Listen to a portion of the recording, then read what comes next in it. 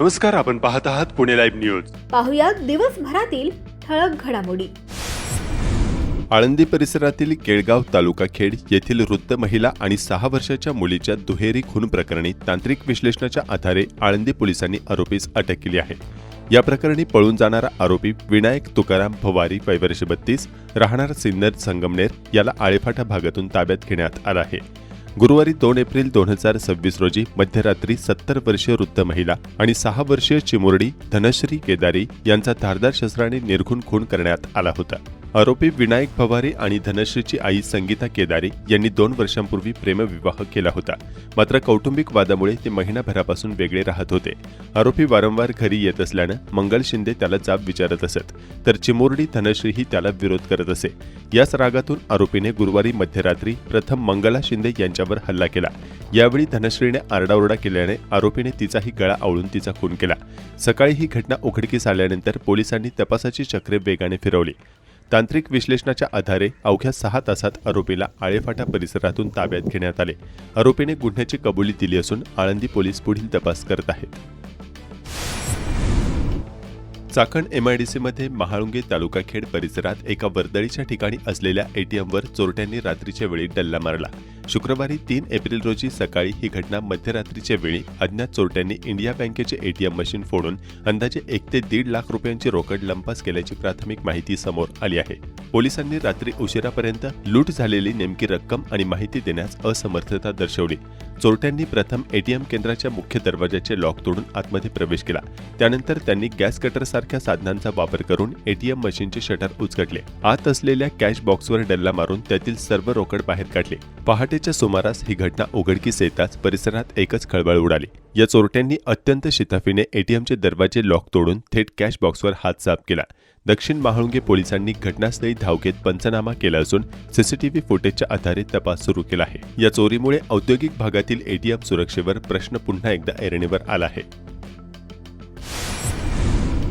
पुणे सोलापूर राष्ट्रीय महामार्गावर असलेल्या चौफुला येथील हॉटेल जगदंबा समोर सकाळी 9:15च्या सुमारास टेम्पो आणि 3 स्पोर्ट बाईकची धडक झाल्यानं एकाचा जागीच मृत्यू झाला असून 2 जण यामध्ये जखमी झाले आहेत. सोलापूरकडे जाणाऱ्या रस्त्यावर MH42 F5808 या टेम्पो चालकाने अचानक टेम्पो वळवल्यानं पाठीमागून येणाऱ्या MH12 PJ5812 MH14 GG 6846 आणि MH03 EU 5905 या 3 स्पोर्ट बाईकची टेम्पोला जोराची धडक बसली. यावेळी स्पोर्ट बाईकवर असलेले सेहयाग नरबाल राजपूत वय वर्ष 24 राहणार कोयाळी तालुका खेड जिल्हा पुणे या तरुणाचा जागीच मृत्यू झाला असून इतर 2 स्पोर्ट बाईकवर असलेले ईशांत विनोद राजपूत आणि विवेक कमलेश राजपूत हे 2 जण जखमी झाले आहेत. चाकण येथील एका नामांकित इमारतीत स्पा सेंटरच्या आडून चालणाऱ्या वेश्या व्यवसायावर पोलिसांनी छापा टाकून मोठी कारवाई केली आहे. या कारवाईत 2 पीडित महिलांची सुटका करण्यात आली असून वेश्या व्यवसायासाठी जागा उपलब्ध करून देणाऱ्या चालकांवर गुन्हे दाखल करण्यात आले आहेत. या प्रकरणी पोलीस हवालदार उज्ज्वल कुमार भोसले यांनी फिर्याद दिली असून चाकण पोलीस ठाण्यात गुन्हा नोंदवण्यात आला आहे. पोलिसांनी गजानन सूर्यवंशी आणि सोहन टिळक या 2 आरोपींच्या विरोधात कारवाई केली आहे. चाकणमधील नाशिक पुणे हायवेवरील एका बिल्डिंगमध्ये स्टार फॅमिली स्पा या नावाने हा व्यवसाय सुरू होता. पोलिसांनी बनावट ग्राहक पाठवून तिथे छापा टाकला असता आर्थिक फायद्यासाठी महिलांना वेश्या व्यवसायाला प्रवृत्त केले जात असल्याचे उघड झाले. पोलिसांनी घटनास्थळावरून रोकड आणि इतर साहित्य जप्त केले आहे. चाकणजवळील मेदनकरवाडी तालुका खेड येथे एका इमारतीच्या 4थ्या मजल्यावर काम करताना तोल जाऊन पडल्यानं एका मजुराचा दुर्दैवी मृत्यू झाला. चाकण पोलीस ठाण्यात गुन्हा दाखल करण्यात आला आहे. पोलिसांनी कंत्राटदार अरविंद झारखंडे याला अटक केली आहे. मृत मजूर इदापणी नहार महतो वय वर्ष 45 हे 4थ्या मजल्यावर स्लॅबच्या सेंटरिंगचे काम करत होते. इमारतीवर काम करत असताना कंत्राटदारांनी त्यांना सुरक्षा बेल्ट, हेल्मेट किंवा जाळी यांसारखी कोणतीही साधने दिली नव्हती. काम करत असताना अचानक तोल गेल्याने ते थेट जमिनीवर पडले आणि डोक्याला गंभीर दुखापत झाल्याने त्यांचा मृत्यू झाला. कडूस अरगडे शिवार भागात 2 बिबट्यांच्या झुंजीमध्ये बिबट मादीचा मृत्यू झाल्याचे स्थानिकांनी कळवले आहे. एक मादी बिबट्या मृतावस्थेत या ठिकाणी मिळून आला आहे.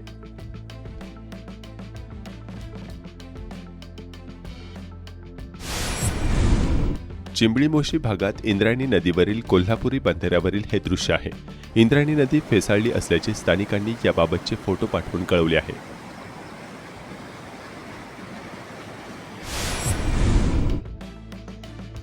खेड तालुक्यात गुरुवार दिनांक 2 एप्रिल 2026 झालेल्या वादळी वाऱ्यासह जोरदार अवकाळी पावसाने तालुक्यात मोठे नुकसान झाल्याच्या घटना समोर आल्या असून एका महिलेचा मृत्यू, एक नागरिक गंभीर आणि पाळीव गुरे मृत्युमुखी पडल्याची धक्कादायक बाब समोर आली आहे. खेड तालुक्यात कडूसजवळ पोल्ट्रीची भिंत कोसळून 50 वर्षीय महिलेचा जागीच मृत्यू झाला, तर एक बांधकाम कारागीर जायबंदी झाला. कडूस पाईट रस्त्यावर गणेश खंडे तळवडे गावच्या हद्दीत 50 वर्षीय अलका गणपत मुसळे या महिलेचा पोल्ट्रीची भिंत कोसळून जागीच मृत्यू झाला असून गोपाळ किरण चव्हाण वय 30 हा कारागीर गंभीर जखमी झालाय. स्थानिकांनी दिलेल्या माहितीनुसार तळवडे येथे गुरुवारी दुपारी 4 वाजण्याच्या सुमारास वादळी वाऱ्यासह झालेल्या पावसाने पोल्ट्रीचे काम चालू असलेली भिंत अलका गणपत मुसळे वय 55 यांच्यावर पडून त्यांचा मृत्यू झालाय, तर कामगार गोपाळ चव्हाण यांचे दोन्ही पाय मोडले आहेत. कडूस परिसरातील धामणमाळ येथे सीताराम देवजी पारधी यांची झाडाखाली बांधलेल्या गायीवर झाडाची फांदी पडून गाय दगावली.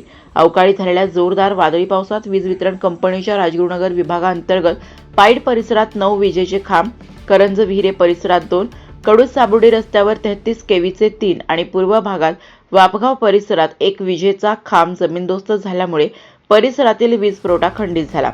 पाईट आंबोली परिसरासह पश्चिम भागात झालेल्या जोरदार वाऱ्यासह विजांच्या गडगडाटात गारांसह जोरदार अवकाळी पावसाने अक्षरशः कहर केला. पाळू परिसरात गारांचा तुफान तडाखा बसला.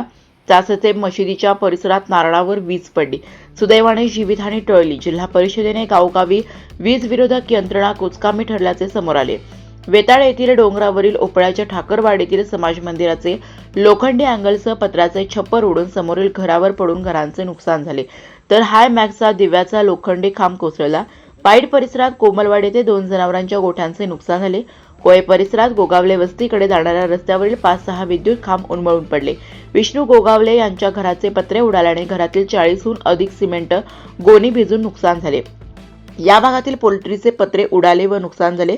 वादळी पावसामुळे विजेची तार पडून 2 श्वानांचा मृत्यू झाल्याचे भोरगीर येथील सामाजिक कार्यकर्ते सुरेश कोठे यांनी कळवले आहे. गॅस टंचाई, उद्योगांसह स्थलांतरित कामगार अडचणीत, 30% उद्योग प्रभावित, 20% कामगार परतले. इराण, इस्रायल आणि अमेरिका यांच्यात वाढत्या संघर्षाच्या पार्श्वभूमीवर देशात एलपीजी गॅस पुरवठ्याबाबत अनिश्चितता निर्माण झाली असून त्याचा मोठा फटका चाकण औद्योगिक क्षेत्रातील स्थलांतरित मजुरांना बसत आहे. वेळेत गॅस सिलेंडर उपलब्ध होत नसल्याने अनेक मजुरांवर उपासमारीची वेळ आली आहे. अनेक मजूर मूळ गावी परतू लागलेत.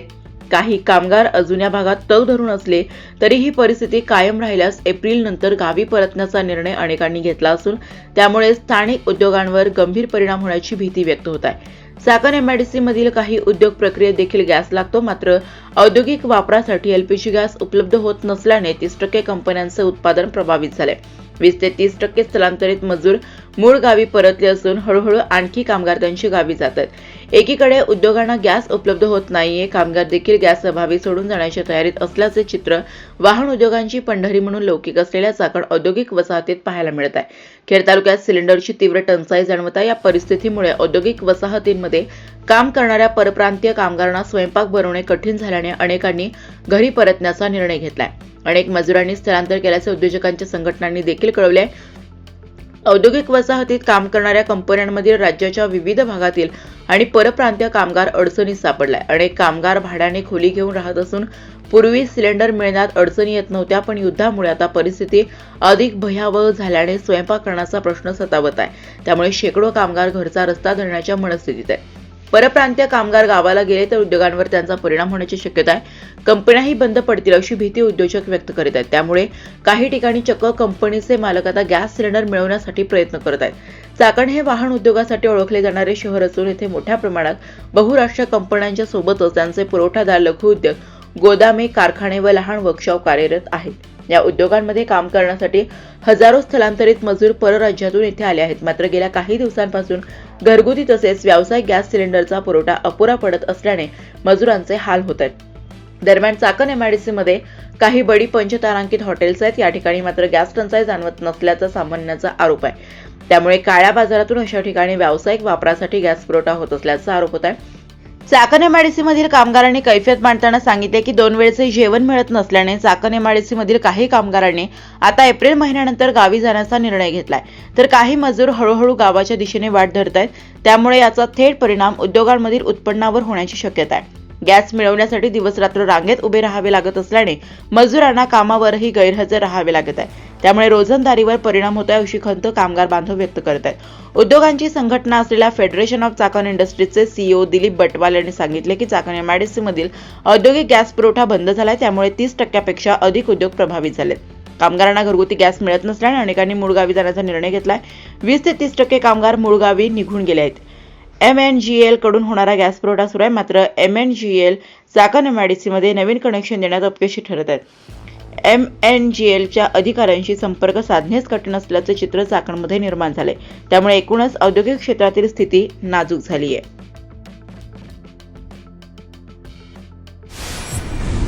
चाकण डॉक्टर्स असोसिएशनचा पदग्रहण समारंभ चाकणमध्ये उत्साहात संपन्न झाला.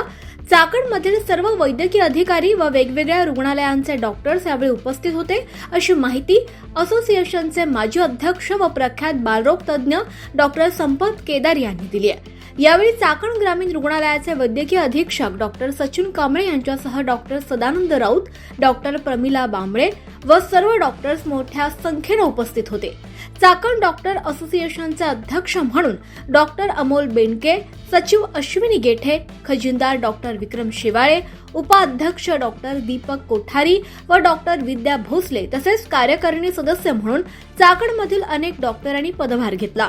सामाजिक सलोखा ठेवून रुग्णाला उत्तम सेवा व सलोख्याचे संबंध ठेवणे तसेच सामाजिक उपक्रम राबवणे असा या असोसिएशनचा प्रमुख उद्देश आहे. आळंदी तालुका खेड येथील श्री ज्ञानेश्वर विद्यालय येथे 35वी राष्ट्रीय उपज्युनियर कबड्डी क्रीडा स्पर्धा 2025-26 मुले-मुली या स्पर्धेचं आयोजन करण्यात आलं आहे. गुरुवारी दिनांक 2 एप्रिल रोजी या स्पर्धेचं उद्घाटन झालं. देशभरातील विविध राज्यांमधील कुशल खेळाडू या स्पर्धेत सहभागी झाले. विविध राज्यांमधून आलेल्या खेळाडूंच्या स्पर्धा पाहण्यासाठी नागरिकांचीही गर्दी होतीये. पिंपरी चिंचवड शहरातील वाढती लोकसंख्या आणि पाण्याची मागणी याचा विचार करून भामा आसखेड पाणी योजना पूर्ण क्षमतेने सुरू करण्यासाठी जानेवारी 2027चा अल्टिमेटम महापालिका प्रशासनाला दिलेला आहे.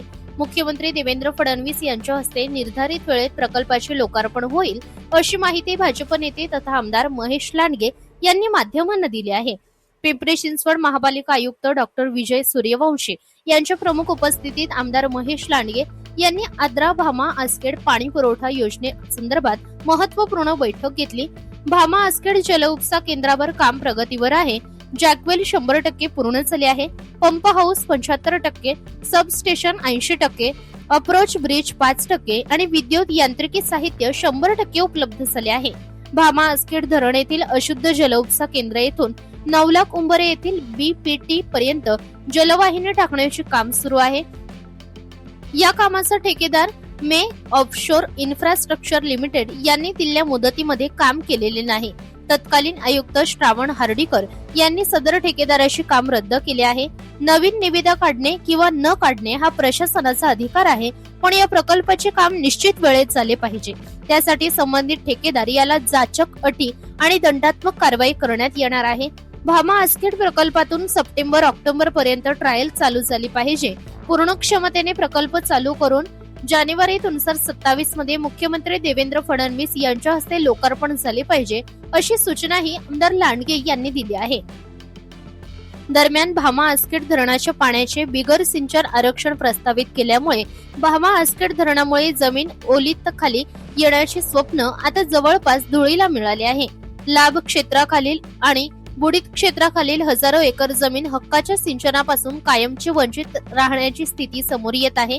सिंचनाचे पाणी शहरांना पुरवून शेतकऱ्यांच्या तोंडाला पाणी पुसण्याचा प्रयत्न सुरू असून शासनाच्या या भूमिकेविरुद्ध आवाज उठवणाऱ्या शेतकऱ्यांना कायद्याच्या कचाट्यात अडकवून शांत करण्याचा नियोजनबद्ध कार्यक्रम सुरू असल्याची भावना प्रकल्पग्रस्त शेतकऱ्यांनी झाली आहे. धरणे बांधायची आणि त्या माध्यमातून शेती क्षेत्राचा विकास घडवून आणायचा असे वरवरचे धोरण सरकार दाखवित असून प्रत्यक्षात हे धरणांच्या बाबतचे धोरण सरकारने केवळ कागदावरच अवलंबले असल्याचे वास्तव्य खेड तालुक्यात पाहावयास मिळत आहे.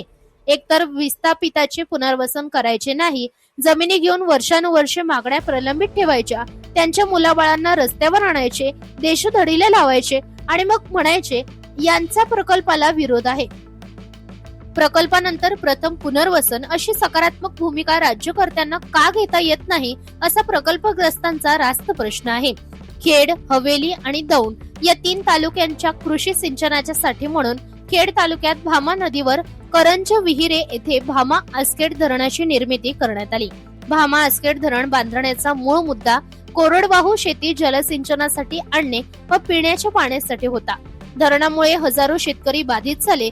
वाकी, अनावळे, पराळे ही गावे पूर्णपणे बाधित झाली. रौंधळवाडी, शिवे, पाईट, वाघू, कासारी आणि गावे अंशतः बाधित झाली आहेत.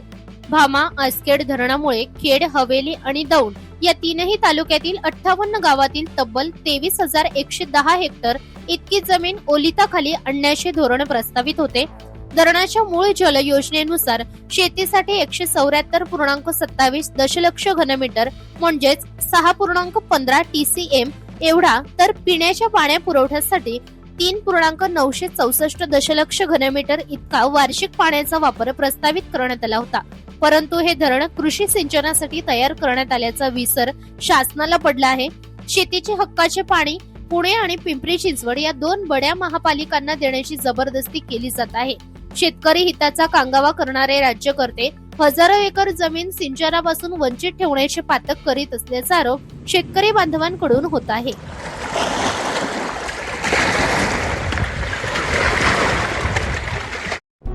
नमस्कार, आपण पाहत आहात पुणे लाईव्ह न्यूज.